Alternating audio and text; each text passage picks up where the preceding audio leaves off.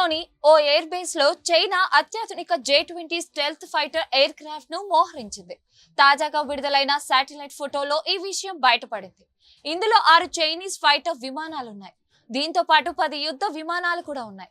ఈ ఫైటర్ జెట్లను సరిహద్దుకు దగ్గరగా మోహరించిన విషయం భారత వైమానిక దళానికి తెలుసు. ఈ ప్రాంతం భారత్లోని తూర్పు వాస్తవ నియంత్రణ రేఖ నుంచి కేవలం 150 కిలోమీటర్ల దూరంలో ఉంది.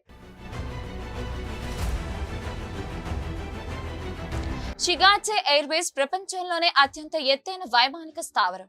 ఇది 2010 నుంచి సైనిక ప్రయోజనాల కోసం మాత్రమే ఉపయోగిస్తున్నారు.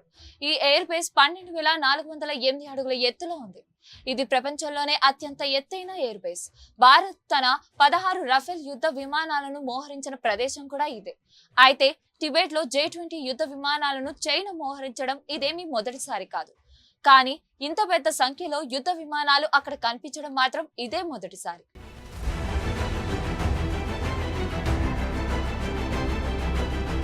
మరిన్ని వీడియోస్ కోసం ఛానల్ ని సబ్స్క్రైబ్ చేయండి. లేటెస్ట్ అప్డేట్స్ కోసం వాట్సాప్ ఛానల్ ని ఫాలో చేయండి. అండ్ లింక్ డిస్క్రిప్షన్ లో ఉంది.